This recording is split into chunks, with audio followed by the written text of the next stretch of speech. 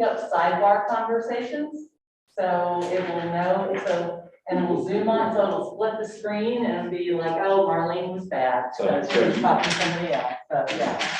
So just All right, a heads up, that's what it does that, so. Okay. I asked Rodney earlier, which is it most likely to pick up, voices or motion? And he says it's going to pick up voices first. It will pick up the loudest voice first, but motion will get its attention too. So, are we ready? Any questions about that particular issue before we go live and start the meeting? Hearing none, roll.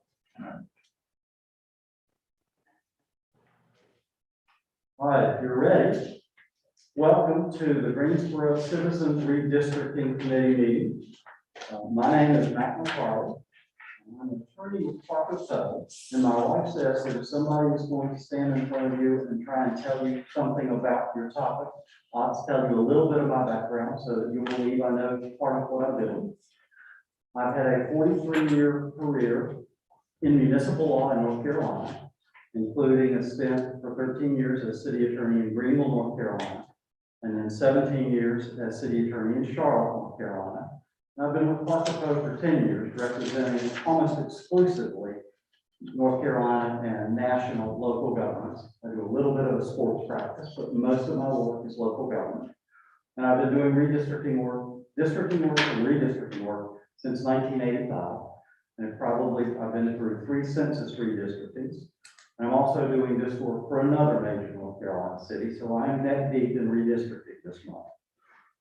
So with that, let's do some introductions of the other people in the room. Ladidra. Hello, all. I'm Ladidra Matthews. I'm an attorney as well, but have nowhere near the experience that Matt does. I am an associate in the Charlotte office. My practice involves land use and municipal work as well. Excited to be here and work with you all. And I need your copy of the agenda. A copy of the agenda. I'm also Matt Saving Grace. Thank you. All right, so James, city attorney staff. My name is James Dickens. I'm the deputy city attorney for the city of Greensboro, and I am just here to advise on committee and work with Mr. Attorney McCarthy. City staff, Sue. I'm Sue Schwartz, I'm the planning director for the city of Greensboro. My name is Dana Fluke. I'm a planner with the city of Greensboro, focusing on data and demographics. Ryan Roberts, Deputy CIO, City of Greensboro. Rodney's job is to make sure that all of this stuff works. And he volunteered to help. I'm Russ Clay. I work in the planning department and I manage the long range and strategic planning committee. All right, so for housekeeping, I'm going to summarize 2 bodies of law for you in about 30 to 45 seconds each, as opposed to a 1-hour course. The first one is open meetings law. Every meeting that this committee will hold will be an open meeting. Because of COVID, open this time means that it will be streaming rather than the public actually in here. Yes, Hey, sir. Matt, sorry to interrupt. Do we want to do committee member introductions? That's what I have to do. Yes. All right. Thank you. Why don't we start here with Ms. Mack? Hello, my name is Teresita Maxey. I'm a clinical social worker for Cone Health at Allowance Regional Medical Center in the emergency department. And representing what organization? Oh my goodness. International Environment. Thank you very much. Hello, everyone. I'm Ellen Miner. I'm representing the League of Women Voters of the Piedmont Triad. I've been on the Fair Elections Roundtable, gosh, since 2015, and I'm very happy to be here tonight. Good evening, I'm Bradley Hunt, and I serve as the president of the Greensboro NAACP, as well as the political action chair for our state conference. My name is Ryan Blackledge. I'm the Director of Government Affairs for Cone Health. I've been there coming up on 7 years, and in my 4th year of chairing the Greensboro Chamber's Government Affairs Committee. I'm Marlene Sanford. I'm the president of Trubik. And we do, public policy for economic development, land development. And I'm filling the tree seat. I'm R.C. Bowden. I own the law firm of R.C. Bowden and Associates. We're a civil litigation firm, and I am chairman of the Sentence PAC, Political Action Committee. Thank you, sir. Reverend Hunt, would you write your name on there? So the camera can pick it up. Thank you, sir. Okay, now back to the law, open meetings and public records. Every meeting that this group has will be required to be an open meeting. There are exceptions to the open meetings law. None of them apply to your work. But you are an official body because you were appointed by the city council. You are a public body. Our meetings will be open, so citizens can watch. My understanding is that these are also being recorded and will be available for citizens to watch on the city's website. And we'll talk about the website at the end of the meeting. Public records law. The records that you create, that we create, that the city creates as part of this project are public records. If anyone asks for them, we will have to produce those records. The general notion is that you should keep any record that you create, doesn't matter what device it's on. It's on your personal cell phone, doesn't matter, your computer, your work computer, none of that matters. If it relates to the work of this body, it's a public record. The only things that you can delete are things that are ephemeral in nature. For example, if you get an email from us that says, park in the Green Street deck and come in this door. That has no particular use. Once it's been done, you may delete those. But anything that relates to the content and the purpose and the mission of this committee is a public record and you should keep it. There's one other thing I was going to say about that. Still complete. All right, so staff contacts and a roster. Do they have that in front of them? All right, so on that sheet are the names, email addresses, and phone numbers that each of you gave me. The names of the city staff members that will be working with this committee. Ladidre's name and my name. And then there is public input information so that the public can get messages to us as a body. This material will be posted on the redistricting website.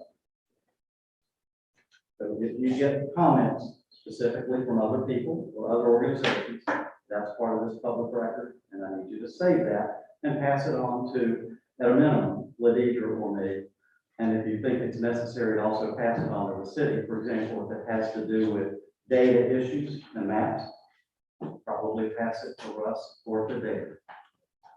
So Matt, just from a practical standpoint, Yes. given that we'll have to hold on to things and produce them, you know, as we get things like a voicemail comment from someone, would best practice be to just go ahead and attach that to an email to send to you, just so that it's part of the record taken care of? I would rather you send it to someone on the city staff Okay. so that they have the bulk of records. We are a private law firm and a contractor for this particular assignment. They'll be here forever. Mhm. So I would suggest something that's a good question. Okay. By the way, I forgot to say, interrupt me at any point and ask questions. We're going to throw a lot of information at you tonight. We're only going to ask you to make two decisions. One is we're going to ask you to talk about how you want to meet after tonight. And the other thing is, we will ask you to give a nod of approval or disapproval to several of the criteria that we're going to talk about. Some criteria are required, others are available for use if you choose to. And we're going to ask you, of those that are optional, which of those do you think you should use in guiding your work? So we will ask you to make decisions on those matters tonight. You will not be looking at map drawing tonight. All right, moving on. The meeting protocol. Tonight is a hybrid meeting. We are all in person, but it's an open meeting being streamed on YouTube. The question is, how do you want to meet in the future? We think you're going to meet probably 3 more times. Hopefully not more, but probably 3, maybe 4. How do you want to meet? Do you want to meet like this in person, masked and socially distanced? Do you want to have your meetings hybrid so that some of you may be here? For example, staff will be here. We kind of need to be in touch with each other to do what we're going to do for you. But we could do it so that each of you does not have to be here and can be virtual. And then the last option is completely virtual. Everybody on the committee is virtual. Y'all have comments, questions? Anybody want to make a suggestion? Yes, ma'am. Clarification hybrid, I suspect I will be out of state for one of the meetings, able to participate virtually, but if the rest of the group is meeting in person, can somebody who's not able to be in the room participate virtually? Do we have Yes. technology? Okay. Yes, we can do that. How do y'all want to see? Do we have to make a decision on which one we will implement, whether always in person, always virtual, or the hybrid? Is that what you're asking? I am asking that, but now that you ask it that way, I think what's most important is what do you want to do for your next meeting? And at your next meeting, you can make a different decision. But the city staff needs to know how to set up for what comes next. I would think that we should always kind of have the flexibility to give the option, if someone cannot be here, that they would have the ability to meet virtually. And obviously those who can be here. Any nods to that, yes or no? I'm in agreement. Yeah. I say yes, I see 3 more yeses. Yeah, I would concur with the comment that if someone can't make it, that it be, yeah, whatever we define as a good reason, but that we all make an effort to be here. Just, I mean, I'm seeing, I don't have a printer that does this big at my house, much less one this big. And so I think there's something to be said for us if we can be in the same room when it comes to looking at the maps. So that would, I don't know if that's officially a caveat or request or what, but you know, if we've got something that we define to be a good reason, great. But I think if we can all endeavor to be here in person, I think it would be helpful. That looking at maps is the reason that we're suggesting that in person, if you all are comfortable doing it, is probably the preferable way to do this. The maps that we'll be using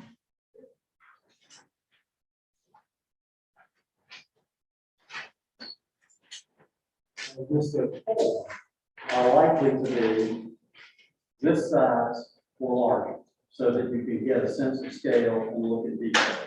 So if they are this large, so we should put them on the screen for you, but Yeah. your So screen isn't this big. if someone has a conflict, would city staff be able to have a map printed out that we could swing by the day in advance? If someone knew they were gonna be out of town or something, and could give city staff? City staff is not a yes. Okay. Yeah, I would opt for in-person meetings unless anybody's uncomfortable with that. I agree. Okay, I think that's unanimous around the table. So we will continue to make it available for in-person, and we will, through Rodney's help, have a virtual attendance possible for any member who, either for COVID reasons, or for business travel reasons, or any other reason, can't be here. We will do that. Thank you for the decision. Next, the schedule.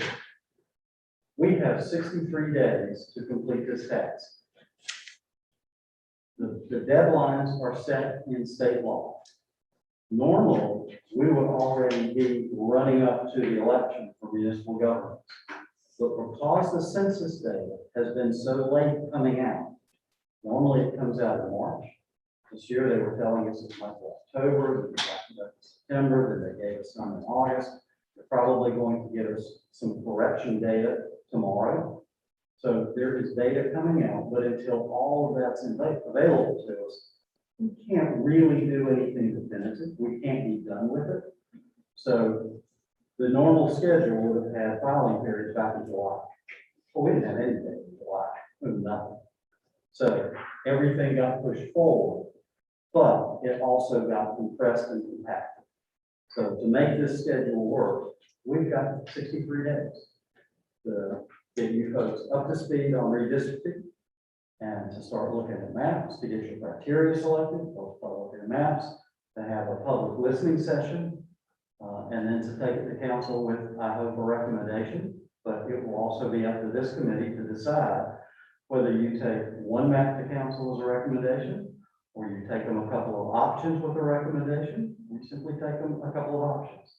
That will be the committee's decision, and there's been no direction that I'm aware of from council that restricts how you do that. My guess is that it will evolve as we look at some maps in the later course of the committee deliberations. The last day that we can notify the Board of Elections whether we're going to have a final map is November 12th. And then we have to have a final map to them by November 17th. So we have put together a calendar that we'll talk to you about near the end of the meeting that shows you how we're going to accomplish that in 60-some days. But it's a tight schedule. Now, moving to the next item. Remember to interrupt me if you have questions. Law and criteria. This is the part where we start talking about what's your criteria? What does the law say you have to do? What does the law allow you to do for criteria in this redistricting? And what does the city council say you may not do? Because they have put some things off limits as criteria. So we're going to talk about that. The first one is a required criteria. This is a constitutional requirement. It's generally referred to as the one person, one vote rule. When you're doing congressional redistricting, the tolerance for being off of the perfect size is very small. But the case law has said that the tolerance for being off in municipal redistricting is plus or minus 5 on either side of what is the ideal district size. The ideal district size is to take, for Greensboro, total population of the city. There are 5 districts, so divide the total population by 5. That's the ideal district size. If all 5 districts were going to be exactly the same size, that's the number they would be. And the tolerance is the largest can be no more than 5% above that number. And the smallest can be no more than 5% below that number. So it has to be in that range for your work to have been successfully done. Any question about that before I move on? But that's a required criteria that we must meet. If you've already sneaked a peek at the statistics, you will see that there is one district that is over that 5% allowed deviation, and that's District 2. Interesting, it is only 0.03% over, 5.03% over the ideal size. We're going to talk to you about what you want your assignment to be. And just to preview this issue, you could finish your assignment by moving as few as 1 precinct and get back in balance. But we're going to talk about some of the allowable criteria, growth expectations, various things, communities of interest in neighborhoods, that maybe you want to do a little bit more tinkering while you're at it. That's one of the decisions that will be up to this committee to make, knowing that your recommendation to council will need to explain what you did and why. But we could do this with as little as 1 precinct move. There's several that you could move to do it. That'll be this committee's decision and yours to look at, and then to decide, do we want to look at some of the other optional criteria to do a little bit more moving? Any questions about that? Ladidra and I are going to tag team the conversation about the criteria, and she is up next. Next slide, please. All right, these 2 factors are mandatory. These are required. All districts shall be contiguous. Contiguity, it's always a mouthful for me, refers to the rule that districts be physically adjacent. A district is considered contiguous if all parts of the district are in physical contact with some other part of that district. Contiguity can be maintained by just 1 single point of connection. So as an example, the hypothetical district on the left of the screen would not be contiguous because the 2 portions thereof do not connect. As opposed to the district on the right, that would be contiguous because the entire district touches at least one point throughout. A district is also considered contiguous if the district is split by a body of water, like the 4 lakes within Greensboro's jurisdiction, or a large public facility such as the GSO airport. Moving on to compactness. This refers to the principle that the constituents residing within a district should live as near to one another as possible. Compact districts tend to resemble geometric shapes such as squares or even triangles with straight borders. Districts with higher ratios are said to be less compact. Next slide. Quick question on compactness. I know traditionally it's kind of been one of those gut checks. Does it look compact? It's my understanding that we have computer mathematical formulas that will actually answer that question objectively. Is that indeed the case? Or is it still a gut check? The answer is yes. Are available. Okay. Because we have the ability to be 5% above or below, getting compactness is a little bit easier than it is for, say, a congressional district. But I think at the end, you will simply look at the map and say, does that look okay? But if you look at the map in front of you right now, I'm going to admit to you that my opinion is District 5 is shaped like what was left over when District 1 through 4 were created. And there's no way to fix the last district. That's just the way it works. So, do I think that map works? Yes, I do. So as long as we have a map that's no worse than that, I think we have met the compactness. And the ratio again is what order to what? I'm sorry. Your compactness ratio is again what? Oh, I just said, the higher the ratio, meaning the population or the size, the less likely it is to be compact. Okay, the population to size, okay. Population spread. Spread. Yes, that's what she's asking. Did we confuse you further? Population density to size, wouldn't that be the same thing? What you're looking for is some mathematical relationship of the furthest point to the furthest point. Again, let's look at District 5. Okay. That's not a pretty district, but it's what's left over after you've done District 1 through 4. But if you look at, say, District 2 or 3, they fit this. They are a very obvious shape, and they're a little ragged out at the edges, but that's because the city limits are ragged out at the edges. But the shape makes sense because of how it's put together. But only makes sense as what was left. So the ratio test would probably say 5 is not a really pretty district. The ratio test on all the others on this map would come up 5. Next one. Precincts and communities of interest. Precincts are not required to be the building block for your district system, but I'm going to strongly recommend to you that you decide that unless it's impossible to do this task without breaking up a precinct, that you don't do it. There are 3 reasons not to do it. The first is it's confusing to citizens. If they live in the same precinct, they sort of anticipate that they're voting for the same elected representatives. So breaking up a precinct confuses citizens, voters.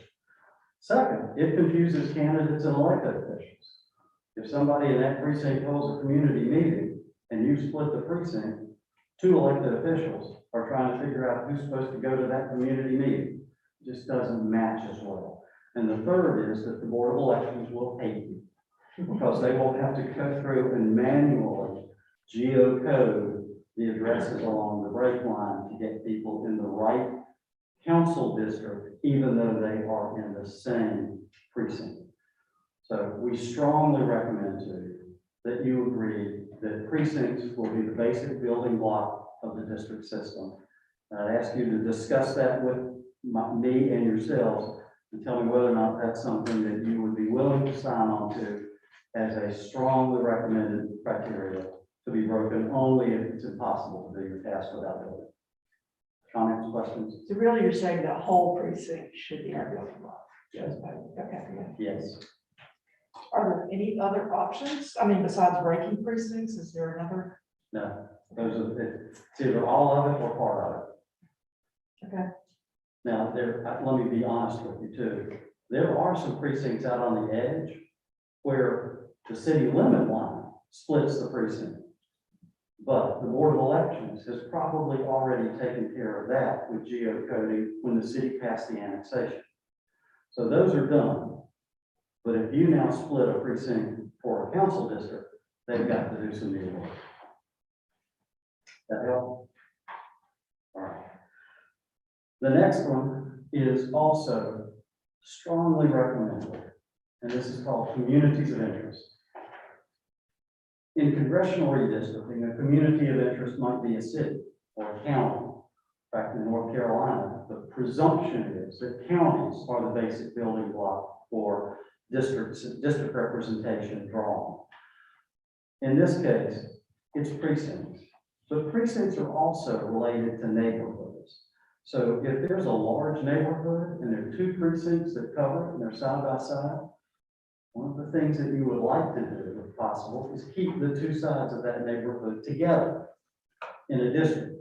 So even though they're in two different precincts, those two precincts would stay together so that that community of interest would stay together in one council district. Again, it's for the convenience of the voters to know who represents me. And if I live on one side of the street in the neighborhood, and you live on the other side of the street, and I'm represented by one person, you're represented by another, you're confused, I'm confused, and our two elected representatives are confused. It just works better if we keep neighborhoods together. We recommend that you do this, but it's up for consideration. Communities of interest can also mean economics, it can mean issues, it can mean race.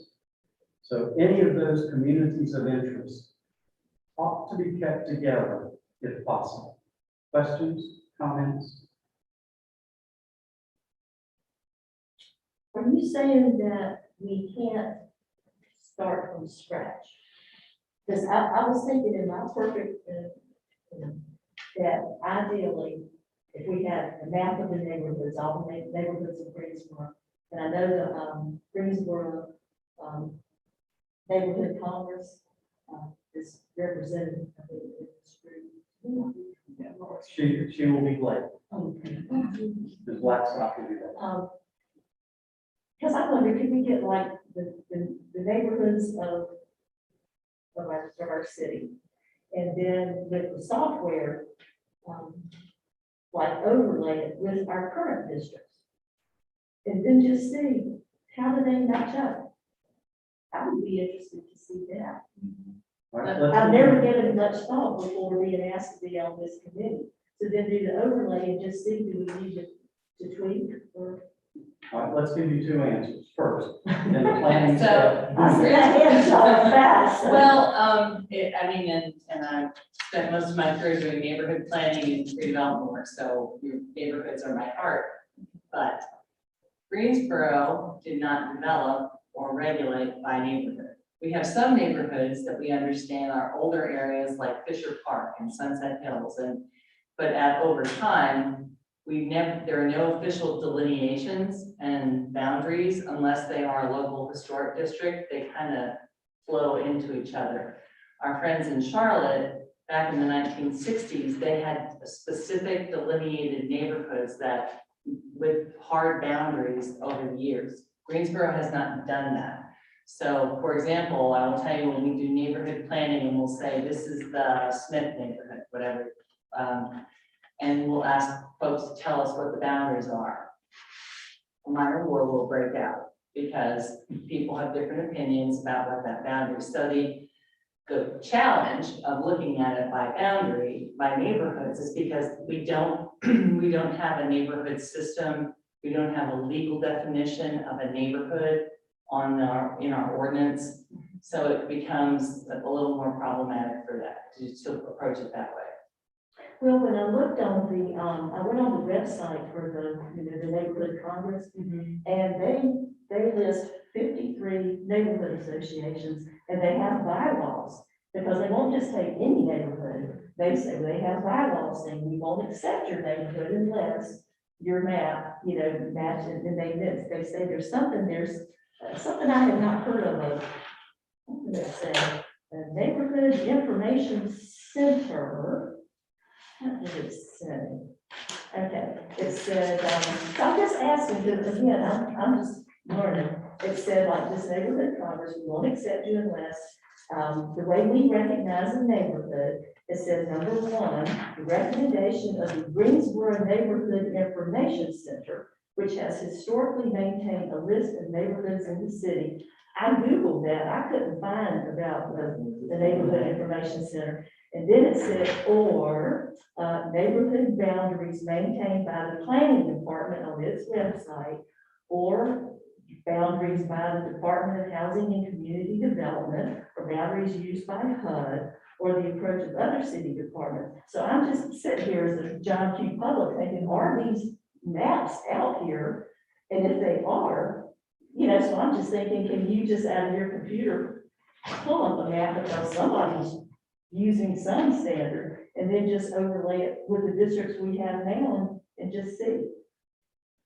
So, that's why I was interested in the person here that's in the Neighborhood Congress to say, how do y'all do that? Because they evidently need what's left that have these standards, and there's 53 neighborhood associations that evidently have met that standard. So you think, well, did you go to these, the leaders of these neighborhood associations, like to, Willow Oaks, and say, well, how did y'all agree on what your neighborhood is?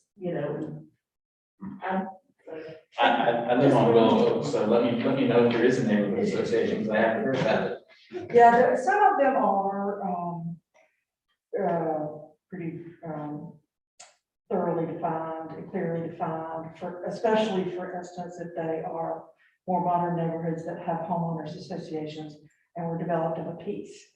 It's when you start getting into the older neighborhoods, like, where does Westerwood start and end? Well, it depends on who you ask, and it depends on what you're proposing.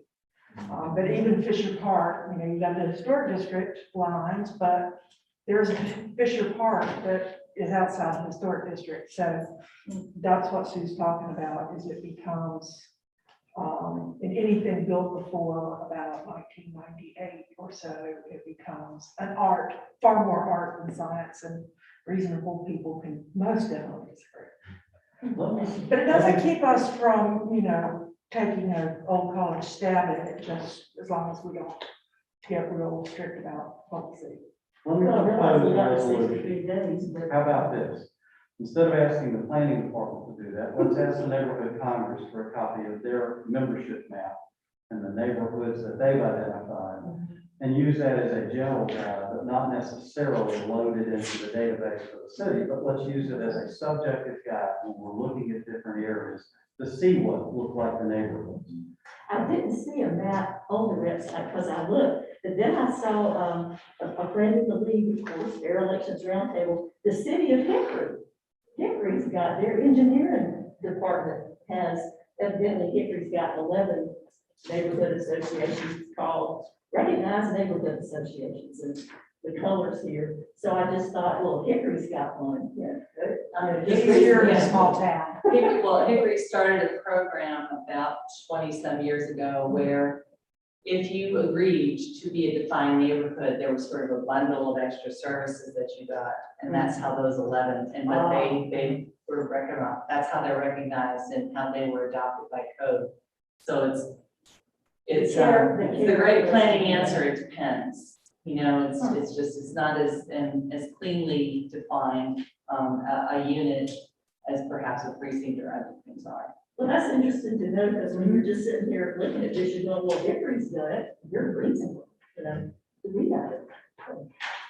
Thank you, I know I'm taking a lot of time. Let us see what we can find that exists already without creating something that doesn't exist already. But now let me answer the second part of the question. Maybe we start fresh.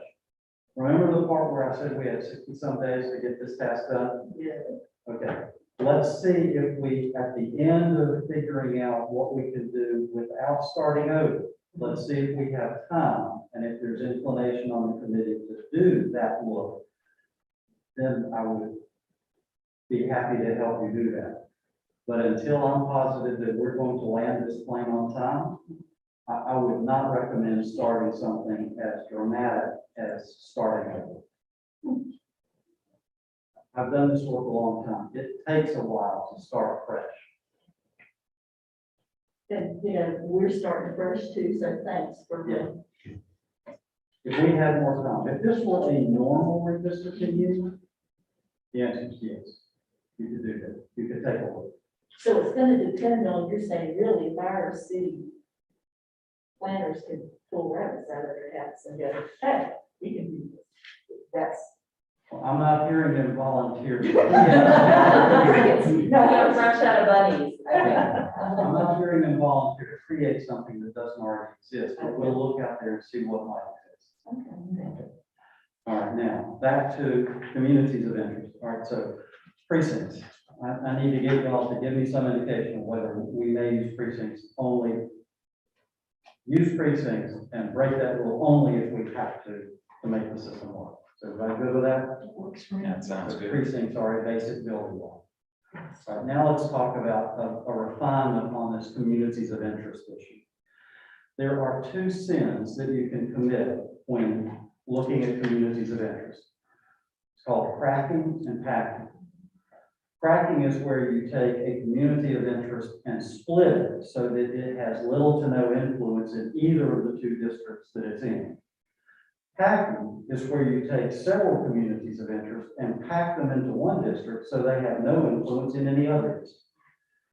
As I've looked at these districts, I'm not seeing cracking or packing, but when we run statistics on any changes you make, we'll take a look at that and see if any of that shows up. So my recommendation to you is, you agree that precincts are the basic building block, and my recommendation to you is that preserving communities of interest is one of your criteria. Questions, comments, agreements? Sounds good. I need to see 6 people nod, one way or another. I've got 6 nods, 5.5 nods, 6 nods. I did 3 of these, so. Okay, very good. All right, the next one is Redistricting.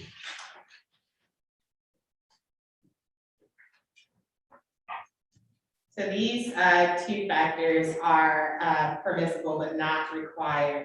Allowance for growth. This factor is closely related to the deviation that Matt described earlier. So as a reminder, the general rule is that deviation from the ideal district size is allowed up to 5% above or 5% below the ideal size. We will hear from planning staff a little bit later about the potential for growth, and you have some maps in front of you today. And so once you hear about those, this factor would allow you to accommodate the anticipated growth within the city. Let's see. And again, we'll talk about that. So I was going to steal some of Dana's thunder, but I'll skip over the data and let her talk to you about that. So again, if there's a particular district where there are a lot of subdivisions planned or approved coming in the works, that might be something that you want to consider when you are redrawing the districts. Moving on to race, unless there were questions about the allowance for growth. Are you saying that, can you start outside of the criteria of 5% over or 5% below by taking the allowance for growth? I assume you would start with a lower percentage if you're going to allow for growth, anticipating that you're going to have more people coming into that area. That's correct. So you might say, well, based on these numbers, we'll put it at -4 because they're growing, and they're growing to that other aspect in that zone. Is that what we see? That's what you're saying? That's right. So for instance, District 4 is a landlocked district. We see a lot of growth in Greensboro along the outskirts, right, with annexations and just, the way that the growth trends. So District 4 might be one that you would want to be closer to that 5% above because we are not anticipating, a lot of growth in that area. So I do think that's what you're saying. Well, you've added on to it. I think I heard that the planning, they kind of know where growth is going based on, I guess, proposed projects and other things that are coming to a particular area. And so you have to take that into account when you draw that area. That I assume that means there's some population you normally put together somewhere else. And then you might flow it into one of those areas that you say is landlocked or somewhere that they have common needs and relationships that meet the other criteria. Is that what we're talking about? That's correct. So this is, you don't have to consider allowance for growth. If you all decide that that is not one of the factors or one of the criteria that you want to, but if you do choose to, then yes, we would look at, like I said, the growth trends and the indicating data that Dana's going to talk to you about later today and incorporate that into your decisions. And if you didn't consider that and it grew as anticipated, I guess it's okay as long as you started out with the max being 5% or less over. Are you saying that that's the next committee's problem if you don't? Yeah. Okay. Yeah. Because as it grows outside of the 5. Okay. But that's okay, as long as you start out in it. Is that what I'm hearing? Okay. You agree with that, Matt? Yes, test for consensus, see if they want to use that. Allowance for growth, thumbs up if you would like to consider this one, thumbs down if you don't want to use this as a criteria. If we assume we put that as one of the criteria, that gives us flexibility. That doesn't mean we have to do these other things, if you follow what I'm saying. So you want to have that flexibility, whether or not you actually implement that as part of your strategy. And that's where I'd be on that particular issue. Yeah, I want to look at the growth patterns and, predicted trends. But I want to see it before I decide if that should be a strict. Sure, yes, it doesn't have to be the determinant factor. It's one of many things that you can consider. So if you vote yes, that is something, we'll pull the information for you, working with planning. If you tell us no, we'll throw the maps and throw you away and would not be able to consider it. If I'm hearing you correctly, tell me if I'm wrong, that just gives you some flexibility. It doesn't mean you mandatorily have to implement it, correct? It means Goldilocks gets to keep all her options open. Yeah. All right. Well, and I'll pose an additional question to Matt to make sure. If the committee votes to consider X, Y, Z criteria and X is not used, is that permissible? Yes, it is, because you're not saying we must use this as a criteria. You're saying we may use this. As a practical matter, what will happen if you say we may use that is it will show you some maps that you. Right. The data that we are going to consider will then be presented, whereby if you don't do it, you won't see it. That's correct. All right. And remember that there are two sets of criteria here, ones that are required and that you absolutely do need to consider when we're drawing the maps. And this will fall into that other bucket of optional, but not mandatory. All right, so for race, I'm going to try to give you a legal primer, but I think the most important thing to consider here is just like allowance for growth wouldn't be a determinant factor, race cannot be a determinant factor, but it can be one of the factors that you consider.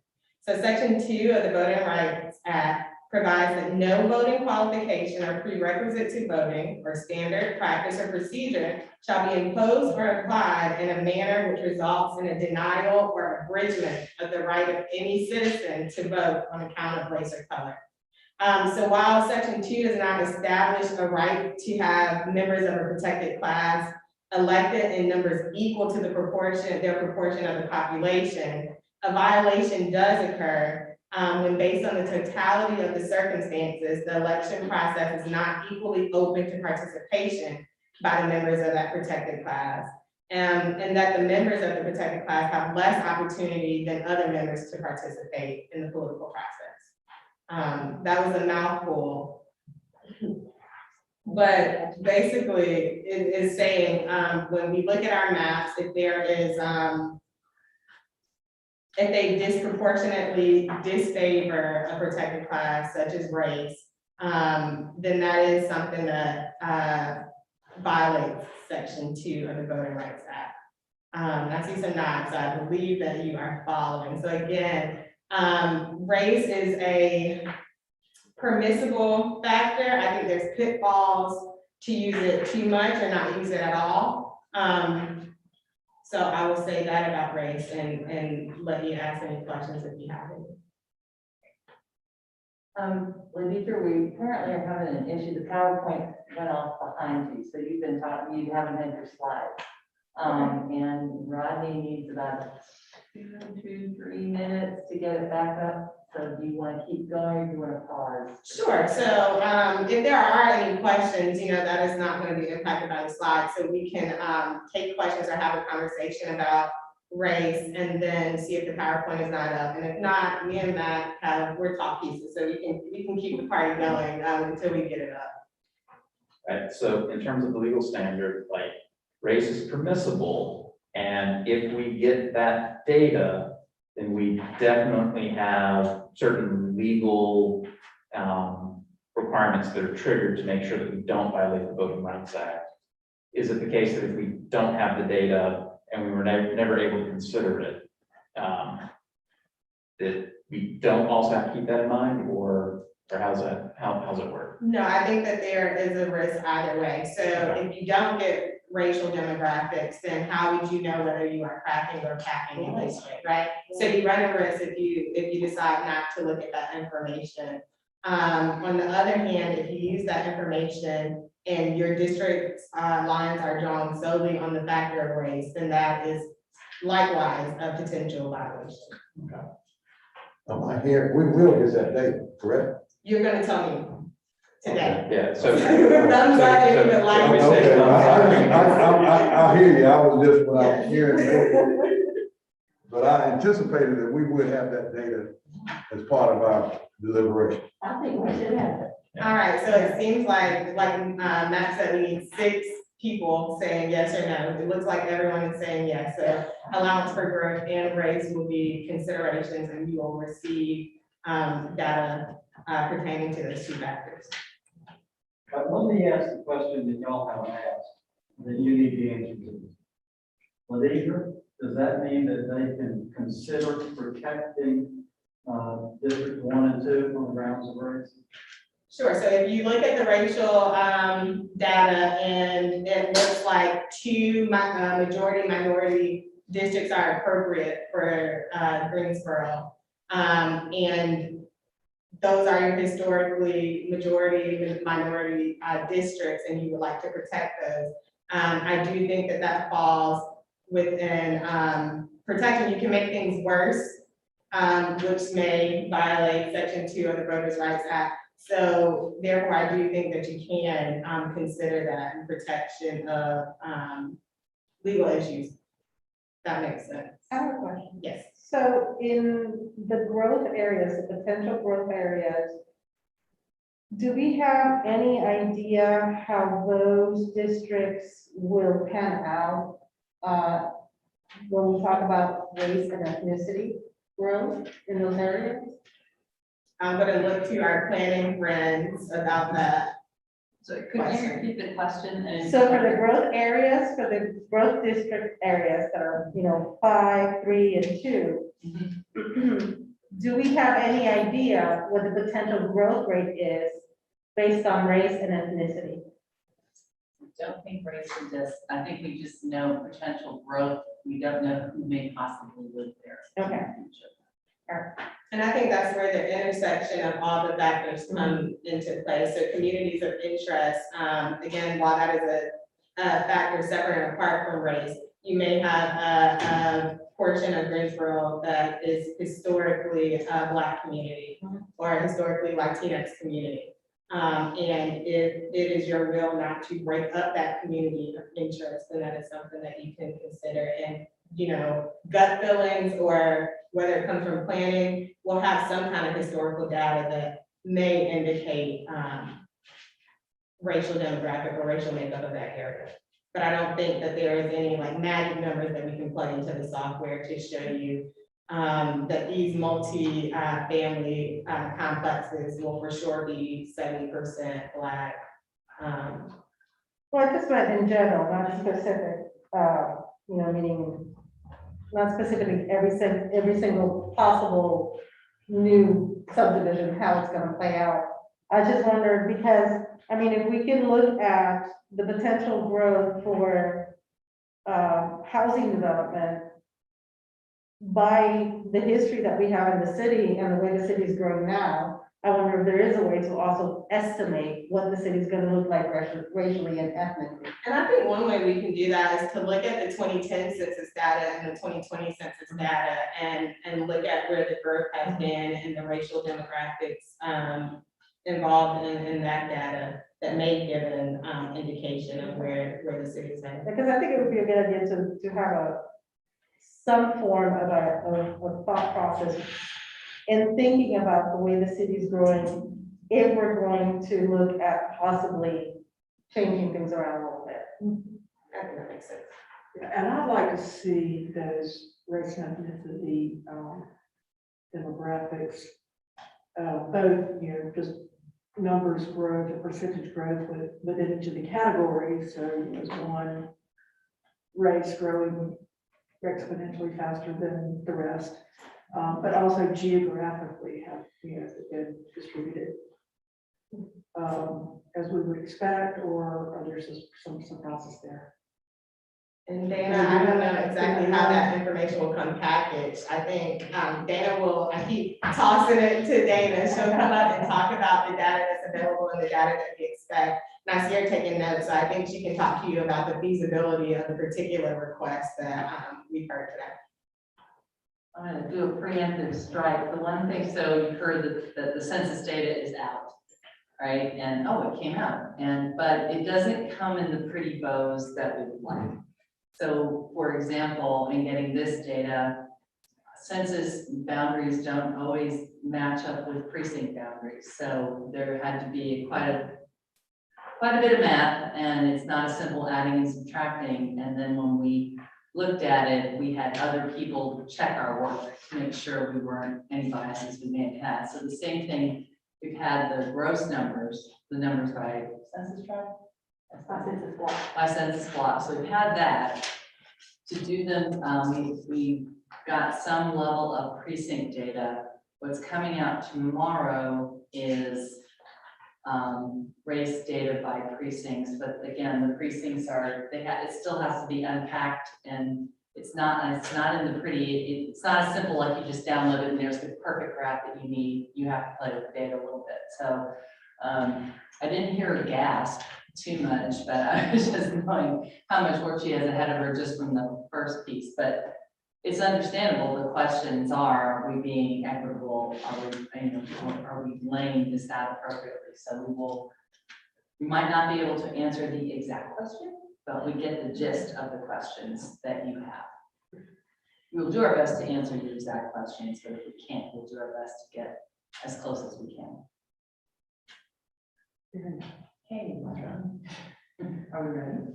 Is it that? Before we move off this question, we're not deciding tonight whether we, I think it's in the 1965 civil rights. Voting rights. Yeah, the voting rights. We don't have to decide whether or not that's just part of our process, correct? I mean, we don't have to raise our hands and say, okay, we want to include that. That's a guide rail. All right, And okay, if I just want to make sure. Thank you. If it looks like you're gonna cross that bright guide rail, Lenita and I are gonna raise our hands and Okay. help out. And just as from an organizational standpoint, race was the factor, and then the discussion of the Voter Rights Act was to add context to that factor. Rodney, are we at least on audio? You're on both audio and data. And hey, Mac, just since you're coming up in the transition, time check. How are we doing? I see 30 minutes remaining on our schedule. Are we good to get through all of this? Absolutely not. Okay. Are all of you good to stay a little past 8:30? Because the data is coming. Yeah. I think you could have lots of questions about that. All right, next issue. 3 criteria that the city council has said are not to be considered. These are criteria that it would be lawful for you to consider, and in fact, many other cities do consider. But the city council has said, for this process, these 3 criteria will not be used.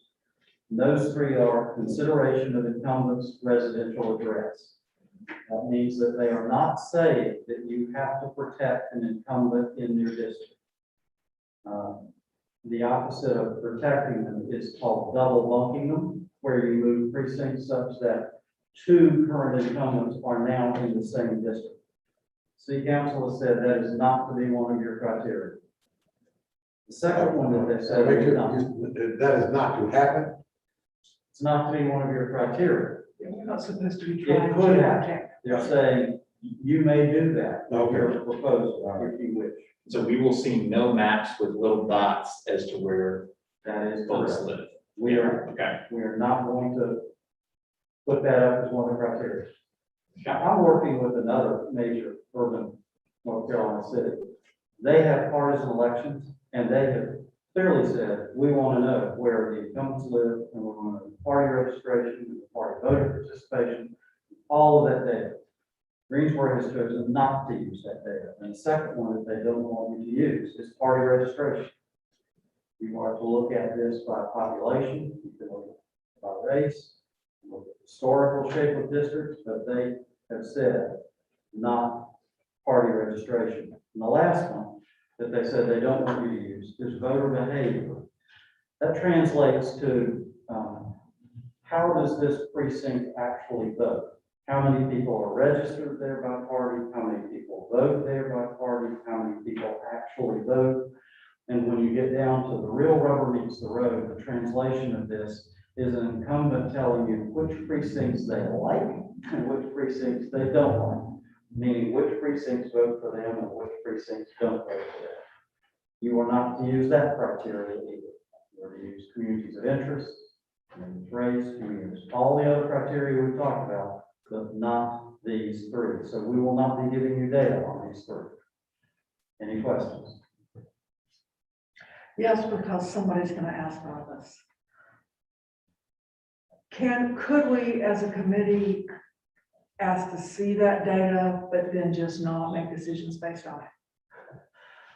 How do you want to see the data? Yeah. That's my question. I get it, but somebody's gonna ask one of us that question. I'm going to recommend against that because the city has chosen to do this as a transparent process that is not driven by protecting incumbents or party registration or party participation. They've said they don't want you to use that. So maybe it would be a good idea for the committee to sign on to that prohibition of looking at that data. I think the council has told you.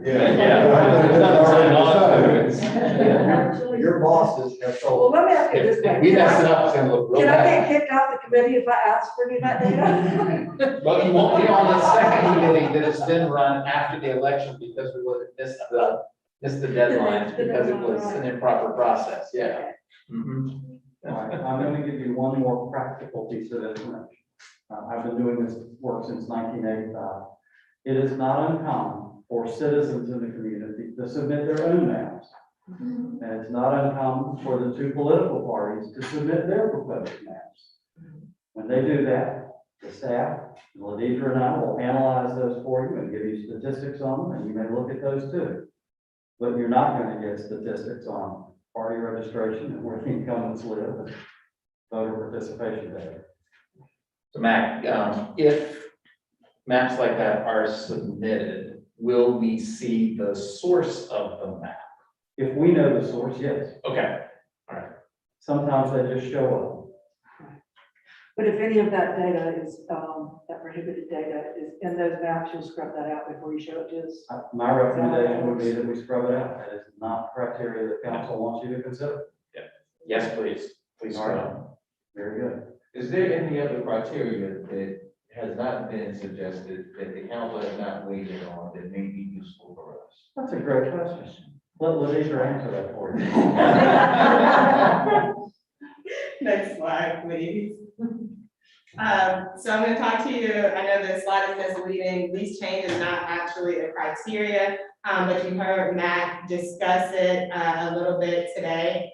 So basically, and like you said, if you have already seen the data, and I think he mentioned it earlier, at least only one of the districts in Greensboro is out of that compliant ideal size of 5.03%. So a lease change map would involve changing a couple of precincts to bring that district into compliance, meaning under 5%. We can show you, if you let us know that you would like to see some lease change maps, we are able to provide that to you. Another practical tip here, though, when you are considering the other criteria, say race or allowance for growth, that might make it a little. What the heck was that? Something It's just a building fell. fall. What's It above? happens around here. What's above? Council chambers. Sitting council, council chambers. If you didn't want to use a lease change map, you could have just told me. That's security. Go type, yeah, go find. Yeah, that. So again, when we are thinking about the other criteria that you've elected to use today, it might make it more difficult to use a lease change map. So Matt, I don't know, do you want us to take a vote about whether No, they'd like to see that? it will show them some lease change maps, just so you see them. All right, and so that last, the save all criteria, I call it the catch-all criteria. So this is another strongly recommended criteria that we'll propose to you. After all the factors that we talked about today are taken into account and we have a map before us, public acceptance criteria would allow you to look at that map and make sure that it is going to be, or if there's a likelihood that it is favorably received by the Greensboro community. So again, that's why I kind of call it a catch-all. Yes. When you say public acceptance, we're making a determination based on our thoughts that it would be accepted. That's correct. As the citizens committee. Okay. Yes. Yeah, okay. It's not something y'all are gonna provide. I'm sorry, It's not, okay. no, that is something that you're gonna tell me. If you look at the map and we get to the bottom line, you look at the lease change map that we proposed to you, and you tell me for whatever reason that is not going to be accepted by the public. You live here, we trust your judgment. That's why you all were appointed to this committee. And again, that's why you're here to do the work. But we will say with the caveat that you are not to expressly or explicitly consider the criteria that were deemed unusable in the resolution passed by council. So when you propose a redistricting map that has the least change, would they be in compliance with other criteria, the percentages? Not necessarily. Not necessarily. It may not be in compliance with communities of interest or making accommodation for future growth or some of those. So once you do that, then we have to look at it and say, okay, now we need to do these adjustments with the idea of reaching public acceptance. You're going to have to juggle all of these criteria and see if you can come up with the perfect map. And that may, along the same logic, that might be a reason for you to not consider and not use that lease change map. You might need a little bit more movement of precincts and the drawing of lines because other criteria are more important than sort of the convenience that comes with a lease change map. If y'all are satisfied with that discussion, it's time for the data. The demographic data. Dana Kluger. Oh, you need to vote on public acceptance as a criteria. Yeah, I mean, that's why we're here, right? So, yes. Validate our presence. All right, very good. There are some iterations of maps that we haven't mentioned that might be nice to see for due diligence. Should we bring those up now or next meeting or what? Sure. Okay. Well, I'm assuming that, landlocking District 4 and making District 5 more compact is something that we would see in the process of compacting contiguous anyways. Accurate? Some versions of that? Yes and no. Okay. The landlocked districts may end up being a little bit larger, so that, because it's not expected to grow much other than infill development. But it probably won't be too different from what you see there. And I'm not very offended by the shape of the districts now, except for 5. But there's nothing we can do about 5. It literally is what's left over when you try to do all the other criteria from 1 through 4. So. Okay, so I haven't seen that, so I'm not convinced yet, but Okay. I'll stick a pin in that. Okay. But yeah, making District 5, sussing that area out right there in the city, I think it's probably worth a look at what that would do and how hard that might be or not. Okay. And I have heard interest from several folks in the community about what if we went back to, true pie slices from, I guess, Market and Elm. What would that look like? That was Ms. Weiner's question, and I would suggest that we take a look at tweaks to what you have, and if we still have time under this very compressed schedule, we'll do that.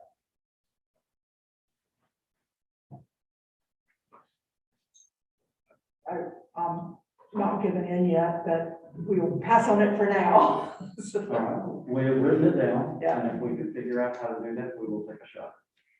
I have just thought of a question, just real quick, that's probably related to public acceptance. I was thinking that, like now at the beginning, if these meetings are open and everybody's listening, could we invite people to say, like, right now, the districts as they are right now, how do you feel about it as a public? Have we had problems with them? So that we can kind of see coming up. Well, we got a lot of people that have mentioned stuff to help us. Because I can't say I've studied districts all my life, but there might be things out there. So like, can we invite public comments on, what do you think about the status of the district now? We are planning to, the city's going to put a portal so that people can send you messages about what they think about what you're doing. And that can be, what do they think about the current district? What do you think about the current districts? What do they think should be changed? What do they think for your criteria? Any comments they want to make? Okay. And we will collect those and pass them back out to y'all. I'd like to see that on there, just, Yes. because And we're we gonna might be put, surprised, people might be pretty good with them. we're going to put up that website information during this meeting. Again, because I've done this for a long time, I will tell you that we can do a wide public participation invitation, but the people that are interested in this are a fairly small but extremely committed group. You will hear from the folks who are fascinated by this, and they will send you comments, and they will probably send you map suggestions. Well, good, because they're the ones that are giving it more thought than I am, so we might learn something. But I would not tell you to expect 100 people to send you. Oh, I hear you. It's a small but committed group, and a sophisticated committed group. Russ, do we know what that loud noise was? No, nobody's out the building. I didn't. You run around the building and it would say so. Are we set to go ahead? Yes. Let's go ahead with the data. So like Sue has said, we will not have the race and ethnicity data until next week, but we will have some preliminary numbers then. The 2020 census population for Greensboro is 299,035 people. And an ideal population of each of the 5 council districts would be 59,807. This is on the screen before you, and you do have a handout showing that. After processing the data that was released last month, staff concluded that the population by council district is as follows. The largest council district is Council District 2, with a population that is 5.01% greater than the ideal population. And as Matt said earlier, 5% is the threshold by which district population can deviate from the ideal population. And since there is an imbalance more than 5%, redistricting is required. Council District 2 has the largest population with almost 3,000 people more than the ideal population. Council District 1 population is also larger, with nearly 2,000 people more than the ideal population. Conversely, Council Districts 3, 4, and 5 are all smaller in population than the ideal district, more than 1,000 people. If you'll go to the next slide, Brandon, please. So this table starts with the 4 columns from the last slide, but adds 2 columns showing additional analysis to refine the census count. First, at the direction of council from Harper Code, we looked at areas of the city that have been annexed since the time in which the census received our boundaries from the city. That was January 1st of 2020. From January 1st of 2020 to August of 2021, there have been 40 annexations, adding over 1,000 acres into the city.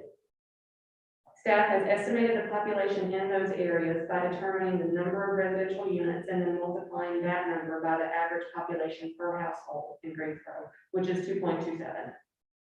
There are very few residential units in the areas that have been annexed in the past year and a half, but we've added in that estimated population of 39 in the column titled Annexed Areas Estimated Population. During our analysis, we also found a slight variation of census boundaries and city limits boundaries.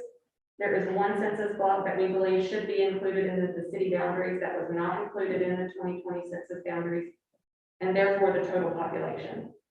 The census will hold a count resolution program in January, and at that time, the city will submit that block, and we feel confident that it will be included in the total population moving forward. That additional block's population is 10, and we've added that into the chart here. With the addition of those figures, the numbers do change slightly, but Council District 2 is still larger than the ideal population by more than 5%. Moving forward to talk about geographies. The following information is detailed, but we wanted to provide you this for a couple different reasons. For starters, we wanted to give you an idea of the methodology that we use so you can be confident in our numbers. Also, understanding these geographies will help you in thinking through the options and moving precinct lines to balanced districts.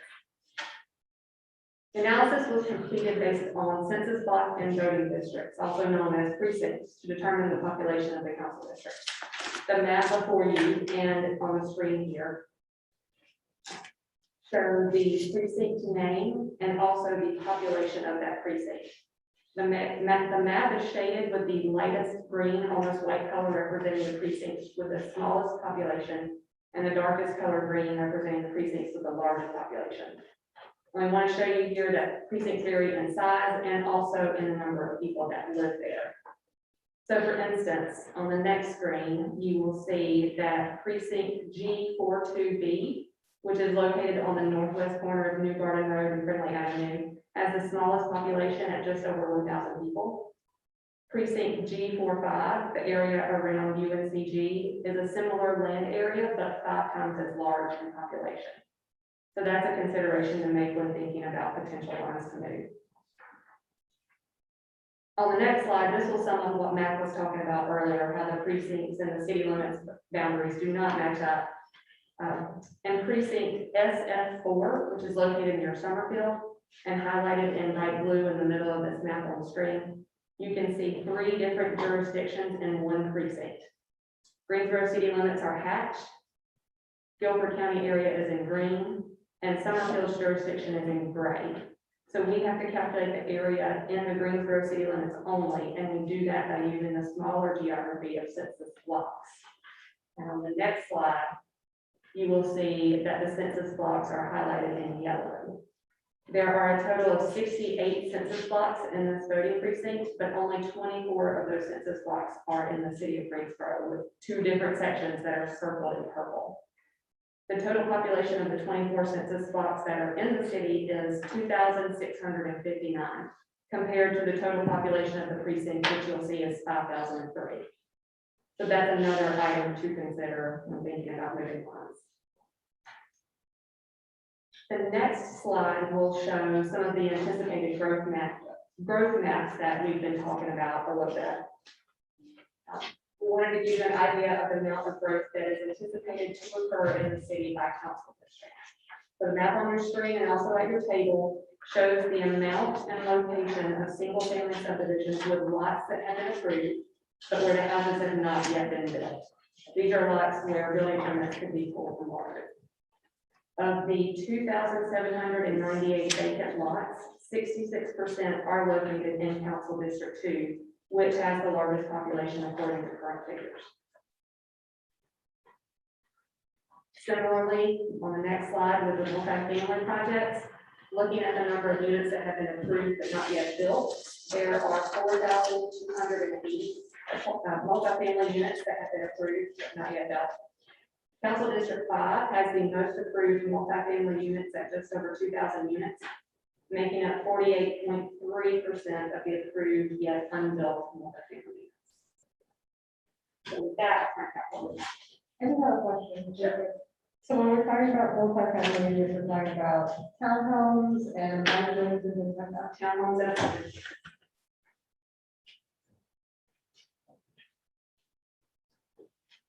Y'all have any questions for Dana about that deck?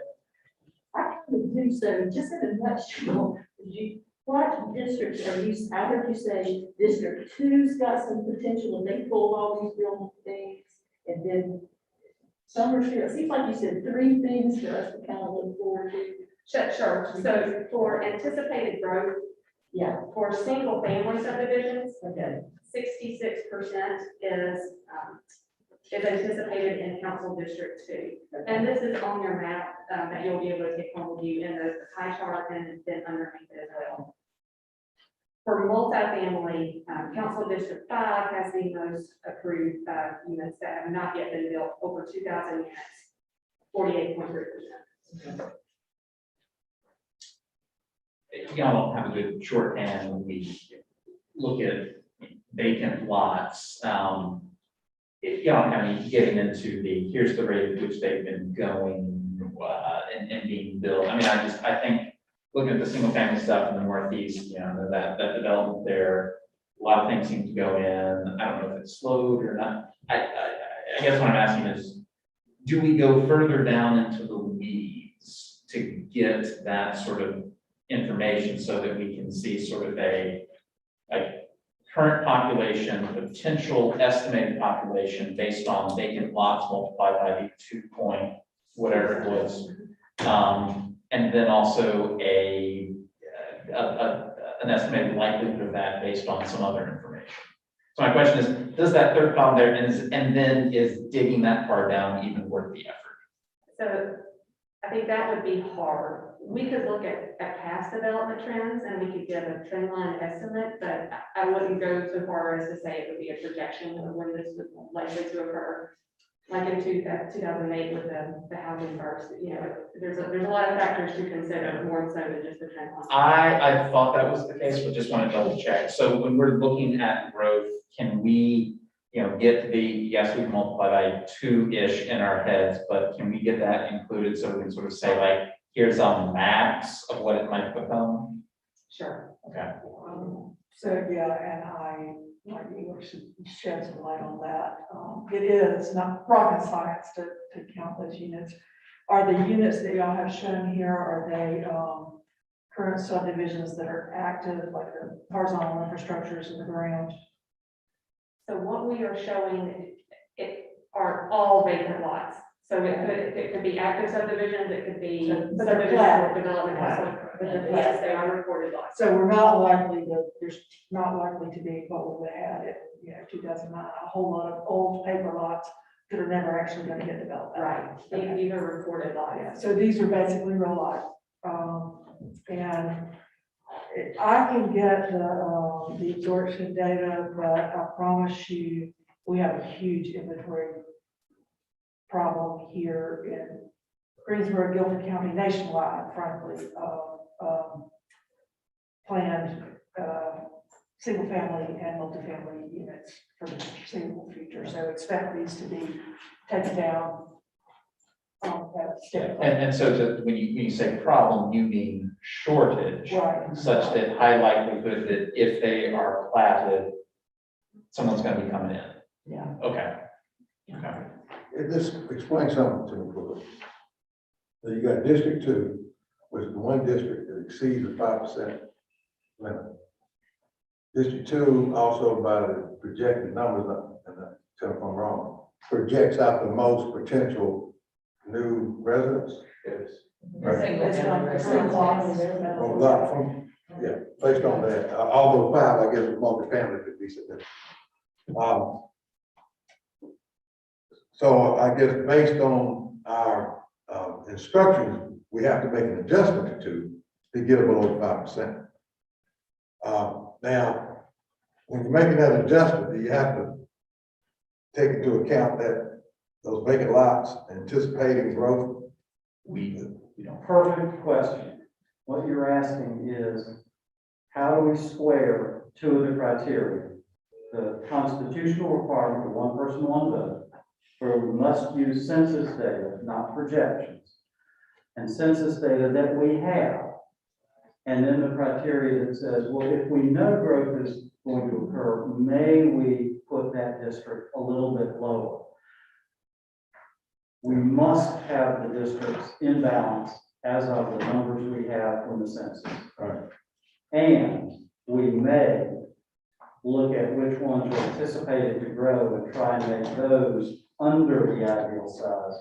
But we're not required to by law. But I think y'all have said, you want to look at that data and let's try to put the large ones that are anticipated to grow, let's see if we can get those a little under the number. If I'm understanding that. When you're looking at that, and we're looking at 2, which is above the 5% threshold number, and that's a majority minority district. Does that information come into play if you have to start taking people out of that district? Yes, sir. Now you also start looking at communities of interest and race. And now you're going to be balancing 4 different criteria to try and figure out how to draw them out. Right, it seems to me, it seems bizarre actually, that you would have the district with the most opportunity for growth with the largest number of voters. Is that something that you've seen in times past? Is that been, trend that you have, a large amount of vacant lots that not going to grow, and yet also the largest district? Yes, because the maps you're looking at are 10 years old. So you've had growth in the last 10 years, and now we know where it was, because those are the districts that are too large or approaching being too large. And you've got anticipated growth numbers that tell you that's going to continue in 2 of those. So 2 of the 5, you can anticipate an amount of growth. And if you want to take that into account, make them a little smaller at this juncture, you can.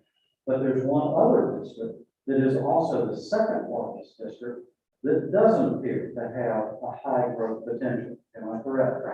So that one, even though it is the second largest district, you might not try to trim it much and leave it triangle to that ideal number. Again, it's that notion of the difficulty of this task is balancing all of the competing criteria to end up with a map that you believe is fair. And fairly durable. Yes, and fairly durable. We have one thing, you didn't ask this question, but let me answer. What does it matter if your district is too small or too big?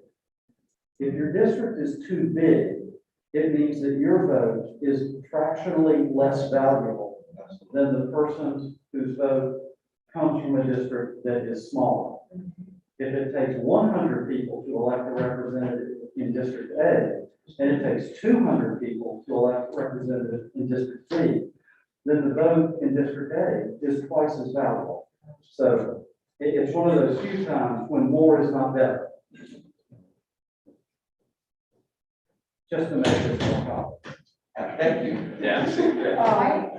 President, we use a term that district has more voters, which is not necessarily the case. We're not looking at numbers of registered voters, right? Because We're not looking at, Yeah. we're not looking at party registration or voter behaviors. Well, it'd be interesting to see, but I'm guessing that's, the least of our worries. I think there was a Supreme Court case on that in recent years. There are Supreme Court cases on most of what we've talked about. And Ladidra and I decided that we would try to keep you an hour and a half or so rather than a day. But we're at an hour and a half, so you're doing well. Yeah, we're close. We're So close. I do have a question. So in District 2, the growth of single-family homes, that's both existing and projected? So the growth of single-family homes, that map is showing you the lots where there could be homes. Okay, So there are recorded lots, but no building permits. Yeah, okay. so that's, yeah, All right, and then it's the same case for District 5, we're looking at the multifamily. correct. So is there any way to gather data as far as purchasing or buying trends of properties of multifamily and single-family homes to look at race and ethnicity? I don't believe we have that data. No, we don't collect that data in this district. But is it data like that available anywhere? Yes. Yeah. I mean, we have data on Fair housing. It's actually able to right? collect that data that way, but there is something called HMDA data, which is, it looks at mortgages. But we're talking about going further down a rabbit hole to find mineable data. I mean, it's. And let me We're bring you supposed back to be going to, up to those demographics. let me bring you back I'm to sorry? 7. This is a May criteria. It is not exact. You do not have to try to get that one perfect. What must be perfect is that it's got to meet the census data as of today. So, yes, you could probably get really, really specific, but you don't need to. I think if you just have a general notion of where growth is and how much of it there's gonna be, and if the planning department can give you any kind of indication, or if you know because you know your city, what the racial makeup of that area is, you're welcome to use that. But remember that we're talking estimates and guesses. in the Right, future right, And what we got to do.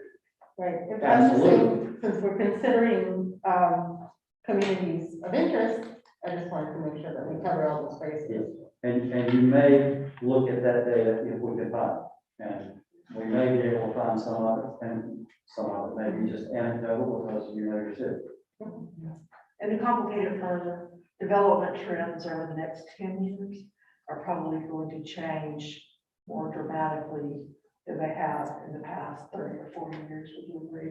Just the interest in new product styles, smaller houses, infill development, multifamily development, not just interest, but Right. affordability issues. But there's also If consistency. we can talk about what that might look like, but we really are crystal balling it. But there's also consistency in buying trends also, within racial and ethnic lines.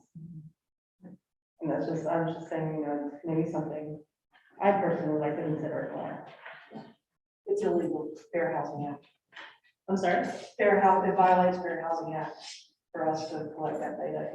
Realtors can't collect it, but if that data is out there and you know where it is, if you'll tell us, we'll be glad to find it. I'm ready to- Well, I was just thinking, I just read it here about like our Greensboro Public Schools, the Gilbert County Public Schools. And we know that the Latino, ethnic, has grown over like the past 10 years. Just the school, like, you just look at where are the kids coming from. I mean, it's gotta be public data. I'm just wondering, is there a way to find out where are people coming from? And we will go look. Because I'm big on communities of interest too. Values when we start tapping into. James, do you have a question or comment? I did, in terms of communities of interest, how or you want defining a community of interest? And then the question is how, whatever definition that you're going to use, how are you going to ascertain from a particular precinct what interest or what interest are you going to use to actually keep together? And I'm just kind of curious about that. There are two measurable criteria. One is race, and the other is, come to me in a second. Mortgages. Race is critical. Race is one of them. So we would look at race, and you can use that. But we also can look at subjective criteria, like issues. Is there a part of town that has an issue with airport noise, or sewage odor, or dramatic development pressures? You can look at those as more subjective communities of interest also. Does the committee need to kind of define that, or you just use it when it comes up? Use it when it comes up. And again, we're looking to the 7 members of the committee to know your community and to be able to tell us when we're stepping on something, or we have missed the fact that this is either a racial community or an ethnic community that ought to stay together. All right, ready? Map drawing. There are 3 basic ways to change the map. Well, I'll give Ms. Weiner a nod. There are 4. One is to blow it up and start fresh. But if you're not going to do that, the other 3 ways to do it are, first, a border-to-border shift. So if you're trying to reduce the size of 5 and increase the size of 4, you look for a precinct that is on the border of the 2, a shared border, and simply move one over. So that's a direct border-to-border shift. The second is a pass-through. Let's say we need to get population from this side of town, which we do, the east side of town, and we want to get it to the west side of town. You can start passing it through. So you pass it from maybe 2 to 1, 1 to 2 to 1, 1 to 4, 4 to 5. So you pass it through. But each time you do that, you have to take account of the fact that if you pass it from 2 to 1, 1 is already really big. So now we have to trim out of 1 what is too big there, plus what we just added, and pass that over to another district, District 4A, and then you can leave some of it there because it is relatively undersized and not expected to grow. And District 5 is still small, and you would pass through what you need. So you can literally just pass the population. But realize that you have to, again, back to what Dana was talking about, you've got big precincts for population and small precincts for population.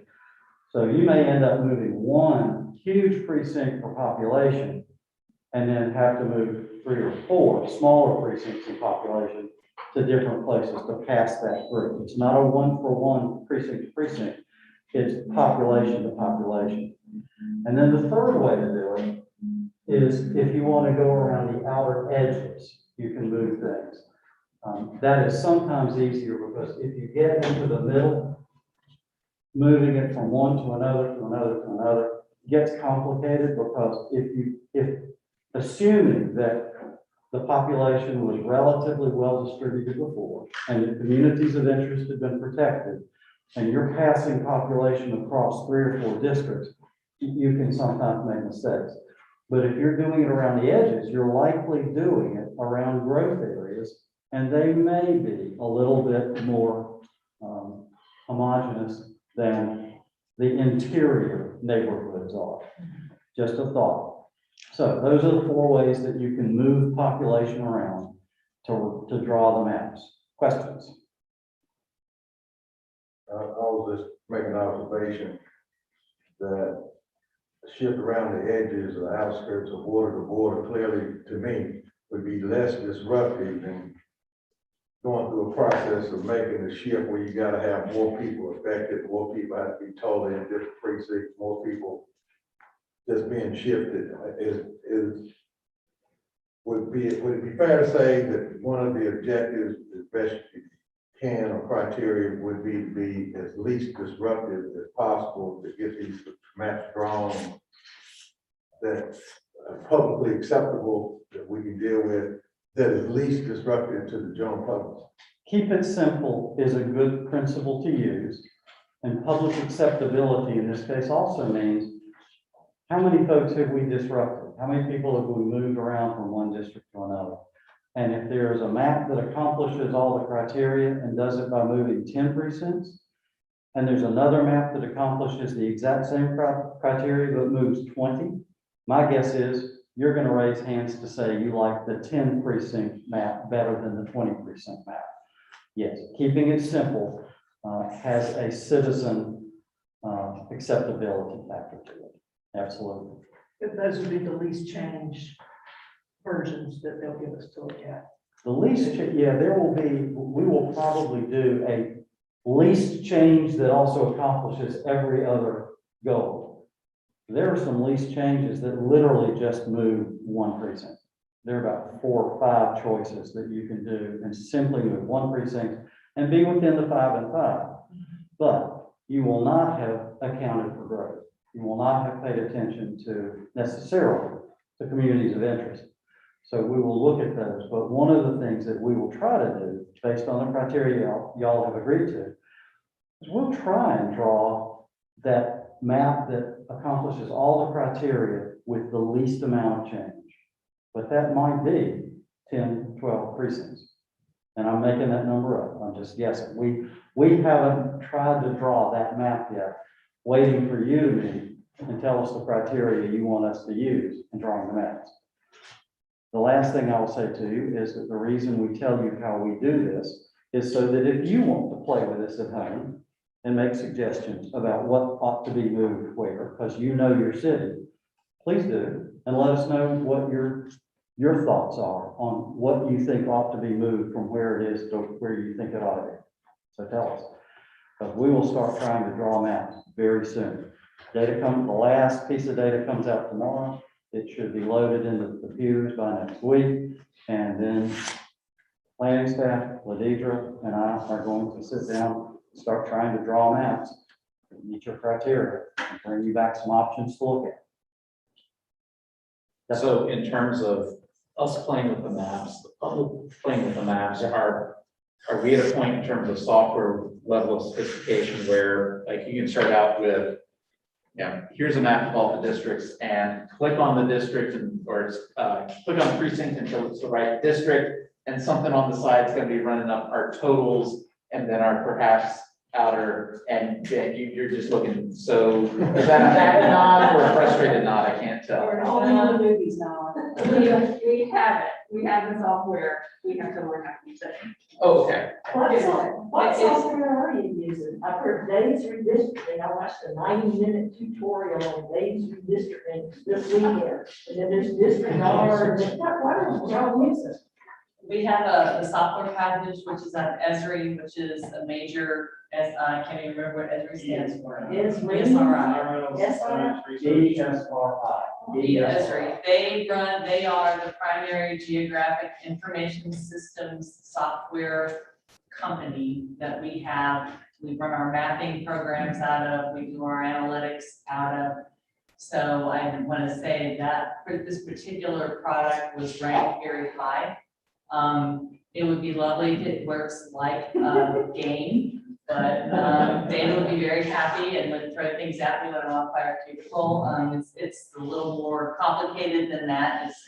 I would love for it to be a point and click. That would be awesome, but we'll see. But she's been getting up to speed on it. The other data piece that comes in tomorrow, and getting that calibrated so it matches up to our boundaries and things. That's another piece of it too. So yes, we have this, that's the system we're gonna be using. And I would say that the system can't do everything for you. It can only do some, we can only take it so far. So no, you can't assign this all over to the software package. I know that's where we're going.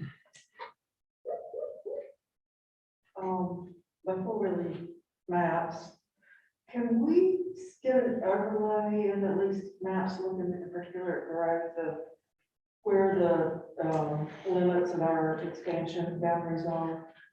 So I guess to a certain extent, that's gonna be the water and sewer boundary, but also the negotiated boundaries with Burlington and, you know, where Summerfield and Oak Ridge city limits are. That's what they. All right, Russ, are you going to be the person talking about that? He's been waiting all night for this. Before we get to that, I remembered one of the things I forgot to tell you. That is something about the open meetings law.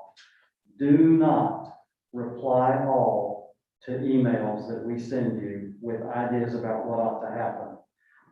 A conversation among a majority of the members on email is a public meeting. Do not reply all unless it's something simple like what time are we going to meet? The deliberations of the group must occur in the group, not on reply all emails. Everybody got it?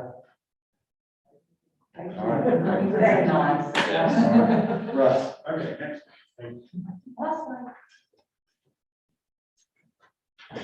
So this is a public meeting, public process, so we're, obviously dealing with this in time of COVID, so we have some technology that we're leaning on to help us make this a public process. We have two pieces in place. One, for folks who send us comments, we have an email set up that is redistricting@greensboro-nc.gov. So anybody in the public that wants to send an email, make a comment, ask a question, we'll check that mailbox daily. We'll answer questions as quickly as we can based on the question and pass that information along to our partners, make sure we get that answered. I'm sure that with you all. The second piece, starting next week, we will have a website set up. We'll have some very basic explanatory information. We'll have all the presentations available. We'll have maps available as we move forward. We'll have the basic data available for folks in the public as we move forward.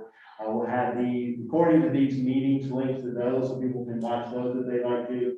Have all the background data so people can understand what this committee's doing and how we're moving forward with this process. So between those two pieces, we hope to be able to have a pretty good ability to get the public face of this active and be able to get public comments.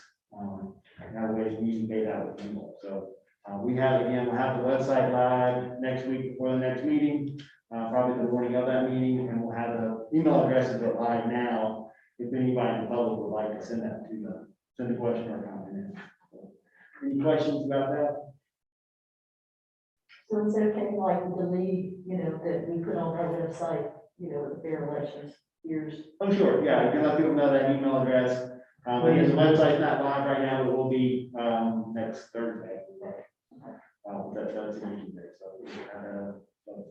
Okay, well, thank you. And thanks a lot. Back on your question. The city of Greensboro has made a choice with the criteria they select and their choice to use a committee of citizens rather than a committee of council members to draw these districts, that they want this to be an open, transparent, and fair process. You should be proud of that.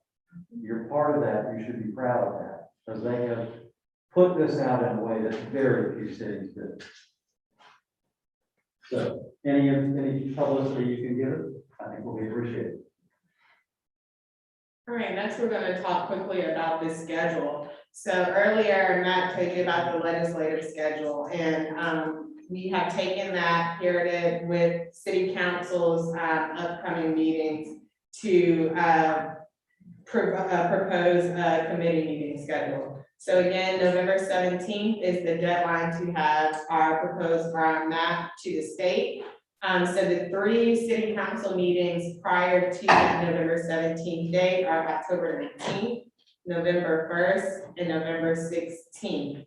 As Matt likes to say, we would like to land this plane October 19th with a public hearing before city council, during which we would propose the map, or you all would propose the map to city council, with the vote being on November 1st. But we've given ourselves a little bit of cushion in that city council meets November 16th, which is kind of very close, the day before that November 17th date. So we have at least one more scheduled city council meeting. If for some reason we are not able to meet that October 9th and November 1st ideal schedule. And then yes. Second question on that. given that we're the committee putting it together, I would assume that we would be the ones responsible for giving the book report to council, or will you all be giving the report with, the group of us kind of sitting behind nodding and smiling that no one can see? We actually haven't talked about that. Okay. And if the committee wants to be the ones making the presentation, I think that's a great idea. And planning staff and Dr. Leader and I are available to support you by answering technical questions, but I love it if y'all are the ones standing up there talking. It's less of an idea and more of a question. I'm not a man. Let me talk, you reminded me of something else, Marlene, thank you. We have not asked y'all to elect a chair. What we'd like is for all of you to be equal participants in this conversation, so that nobody is having to try and think through who's spoken and who hasn't. We've asked, and the planning department has suggested that we use a facilitator, and they are in the process of looking for a facilitator. That way, we're not talking all the time, staff isn't talking all the time, and one of you doesn't have to try and keep up with who's talking and who hasn't. And it would allow all of us to do our jobs while somebody else pays attention to traffic control. And we are pursuing that if we can get somebody to do that for us. All right, now, committee meetings. We have suggested to you that you put September 23rd on your calendars. Did everybody do that, and are we available on the 23rd? Evening meeting, like this one, 7 o'clock, unless y'all tell me you want to meet a little bit earlier. Yes, I'm for me. assuming the city would agree with that. Okay. All right, Is it still 7? what do y'all want? Who wants 7? Who wants 6:30? 7 fine? Seven's good. 7 fine? I can make 7 fine. Ordinarily, I would opt for something earlier, but that particular day, I probably can't get here until at least 6:30 anyway, so. It's 6:30 on the table because it seems we have a full agenda today. I don't know what you have for the next meeting, but we went over probably about 30 minutes, so we probably won't consider. Reverend Hunt, you are going to have a full agenda every meeting. You're going to be thoughtful. Did I hear you say that you wanted, but because we had a full agenda, you wanted to maybe start a half hour early? Absolutely, I think that would not be wise for us to do. 6:30? So Good. my only concern Are with we that, changing that? Hold on. well, my only concern with that is that with the way the emergency department is behaving right now, and I work at Allowance Regional, I cannot guarantee that I will be even able to leave work by 6 o'clock sometimes. It depends, and I don't know, I mean, I don't know how it might work out. I don't know how often I'd be able to be here by 6:30. So if you guys are okay with me showing up late, I think the default is everybody should be here if they can, so how about we stick with 7? How about we stick to 7 and acknowledging that 9 o'clock does get pretty late, let's. Yeah. Let's also stick to 8:30. Yeah. If we can. We will try to stick to 8:30, but that's going to be your decision. Yeah, that's what I was saying, as a group, let's try to work on that then. All right, the next date is that we would like to pick some date in the second week of October. You will have created some maps. You will have seen some maps at that 23rd meeting. At 27th, I'm sorry. 23rd, 23rd, meeting on the 23rd. And I think you're going to want to hear from the public. The council would like you to hear from the public before the council hears from the public. So let's figure out what the issues are with any of the maps that you're looking at. You may decide during that public meeting, that public comment period, that you want to winnow down the number of maps you're looking at, up to you. But we'll schedule that in such a way and advertise it in such a way that people know they can sign up and speak to the committee about whatever it is they want to give you input on. Yes, sir. So certainly we can hear comments, people can email in free response. Is there any way, and the answer may be no, is there any way to help staff collect that information and be able to present it such that, like, is it a blanket form that says, please share your comments, or is it a, I have a comment in particular concern about District 1 and District 2 in map here. just to help us to be able to sort through those comments that we get emailed. And in your experience, or if you haven't been with the city for 10 years, in your experience, would it even be worth that kind of effort based on the number of comments that we get in? I mean, if we're gonna get like 20 or 30 comments, okay, easy to read all of them. If it's gonna be 200 or 300, then we're looking at an issue of how do we sort through, categorize, so that we can understand those comments. We haven't tackled this yet, so I think that's a good point for us to discuss and figure out, to let you know what some ideas we have. Because when we did the comprehensive plan update, for example, we did wide open questions, and we got some answers that way, but structured questions that forced kind of narrowed the construct a little so you could tally it was also helpful. So just figuring out what that looks like without looking like we're guiding the answer. Is probably but we will be glad to look at it to kind of figure out. I mean, it would be great if we got 200 comments, because then people were interested in democracy rules. That would be awesome. But we will look at that and see what options we have. Like Great. And I don't want to create a solution if the problem isn't there.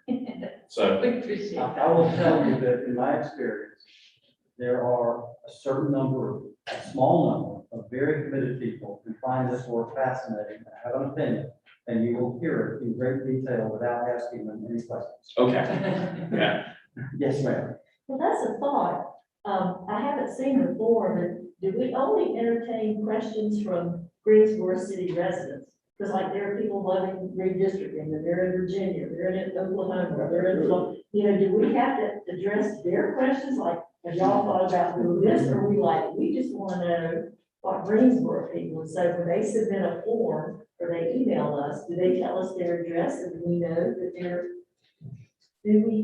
or are we just open for whoever's got a good idea that even if it comes from somebody in Oklahoma that loves. So on the form, can we require them to put their address, just so we can know? I mean, does that matter? But- Just what do y'all think? I mean, if someone in Iceland or Zimbabwe or, on a boat in the South China Sea has a great idea for something we haven't seen, I mean, I don't want to say no, but if they've got an opinion on whether or not they think it reflects the city, I don't think we need to consider that. Again, drawing on my previous experience, several people in the community representing known groups will probably look for a demographer that helps them draw a map that they like. Okay. Those demographers may or may not live in Greensboro, but they do this work. And you may see some maps, but I will guess for you that it will come in over the name of a Greensboro resident. Probably somebody prominent that you know. That's typically how this goes, because there are groups that care about this and will want to say something. In fact, some of your groups may care about this and want to say something. When we get this, assuming this happens, and I guess based on your experience it will, when we get these maps that are proposed by any individual, does the city staff do some breakdown of the demographics of it, so we kind of see what has happened, what they're proposing compared to what we're looking at? Absolutely. In fact, the typical way we would show you that is to show you the map they've given you, but cross-hatch the precincts that have been moved from somewhere to somewhere else, and then give you a data sheet that shows you what was the data in this district before this change, and what's the data in this district after that change, so that you can compare those issues and see what the change does. So yes, and the staff will analyze any map submitted to us and give you that kind of information so that you know what you're looking at.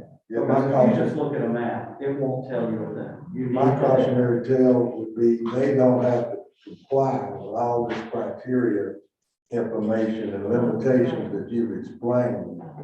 So these maps could come from outside sources, could come in as clear violations of the criteria that we've already been told to comply with. And we will tell you that. So if we get a checkerboard of non-congruent districts. But you would not necessarily know that they could draw a map that from the outside, just looking at it, you won't know that they've used the criteria that we have been explicitly told not to use as one of the bases for drawing their maps. So that's, We will not know. yeah, so I would proceed with caution on that question. And back to the original question. Correct me if I'm wrong, both of you municipal attorneys. I'm under the impression that we can't refuse to hear a member of the public speak. You can limit it. I would suggest that we set some time limits so that people are told.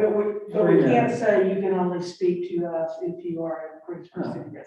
No, so- And bear in mind, there's plenty of people who own property in the city, and pay taxes, or have family here who don't actually reside in the city, so. All But right. do we want to know where they come from? Or on the form, you have to put, like, where you're from? We will work on it, how's that? 'Cause Yeah, I think, good. and see how easy or hard that is. Yeah, it's like, And I if don't it's, think you about it. know, the question, my former boss used to say, is the juice worth the squeeze? We have to do that test. Gotcha. And to the unanswered question, noting that we're now a minute or so after 4 minutes, our meeting time, first week of October, you're trying to get from us, and we got on a tangent.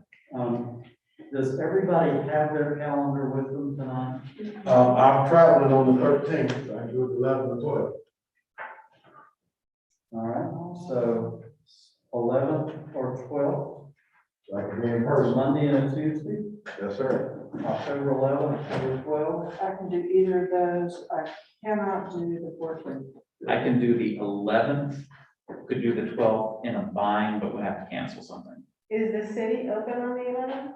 City offices? Well, It's today. indigenous people there. I believe. Well, we are open. Oh, come on. Yeah, I don't think that's one of the holidays. Okay. So am I hearing that October 11th is the day that works? Just double check, representing the community of concern, if we have a public forum discussion on Indigenous Peoples' Day, is that going to be an issue of concern for folks? I'm not 100% sure. Okay, I just wanted to know if the offices were gonna be open. We are not open. We are open. okay. You are open. I don't know. I honestly don't know. I mean, if we can skip it and not, excite reactions to it, that might be a good idea. All right, I actually said yes to 11, I'm now going to say no to 11, and could do 12 if I canceled something. There's a candidate forum, that I agreed to, moderate on the 11th in the evening. So we're looking Now, actually, as I look at it, it will be virtual and 5 to 7. So if we are doing a 7 o'clock rather than a 6:30, I could squeeze and do that on the 11th. On the 11th. And on the 12th, if everyone else would prefer 12, I've got something I can cancel and not do.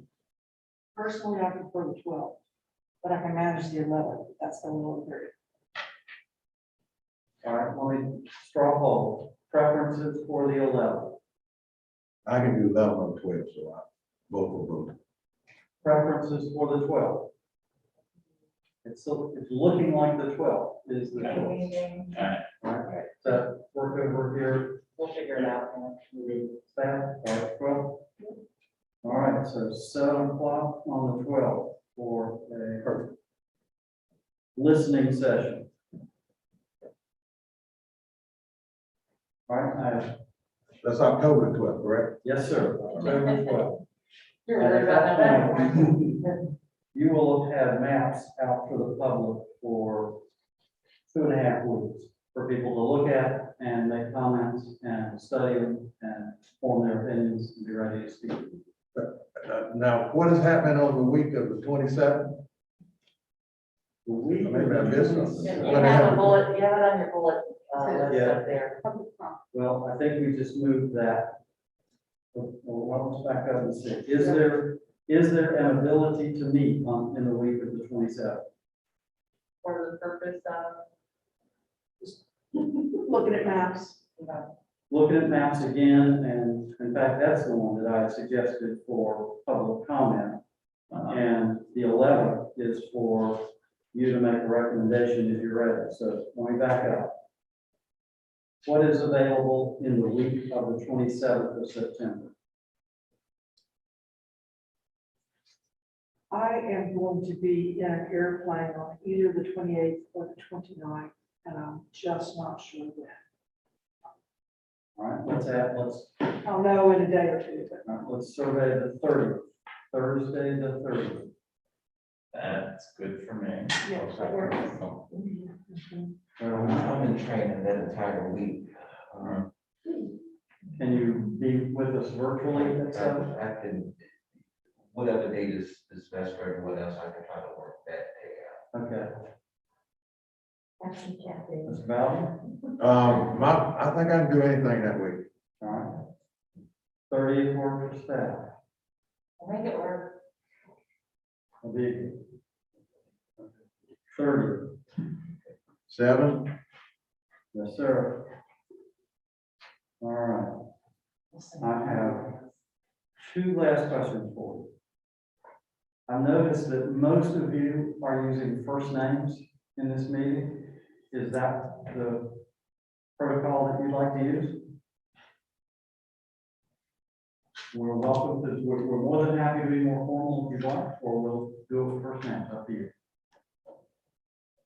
First name, I'm fine with I'll first call it. names. I respond to hey you, so just make sure I look after you say hey I'll you. call Very good. All right, first names.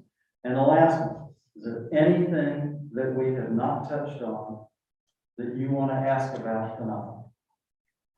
I'm sorry. I'm sorry, I It's didn't. very funny you did that because my question is for you. I'm all I'm yours. so sorry, but I just quickly wanted to know, is there any way we can get a map with sort of like, specific sites in Greensboro so we can orient ourselves a little bit better? Okay, sure, yeah. Okay. That was easy. Yeah, thank you, yes, we could do that, sorry. Would that include some street names? Definitely, when we start looking at, if you're gonna try to move the precincts, we need to know where they are, so street names, lakes, downtown. Maybe where the universities and colleges are, hospitals, things like that. And Public just space. It'll be fun too. to Sorry ask, for the wind, I was like, oh. is that likely to be this size map? We can make any size map you want, more detail. Bigger. It's possible to make maps twice this size, but I'm not sure you want that. We could do it on this side, that would be awesome. This size? That's it. Why did you have these small ones, put the real big ones on the board? Yeah, can you talk things out on transparencies so that we do the layers in real time? Sorry. Wow, layers of transparencies, I haven't done that in a long time, but. How about electronically? Actually, that's part of what he's trying to get. Yeah. look at the map off the menu of machines and stuff. Oh, that smell. Okay, yeah, that'd be helpful. Wait, I'm sorry, Max, we were assuming we could finish. One last thing, when we get down to the final, and y'all are looking at 1, 2, or 3 maps, you're gonna take it down. We'll do really big maps, so that they show up and people can very finely look and see what things are. All right. Thank you all for coming, thank you for the, thank you for reading first. Thank you so much. What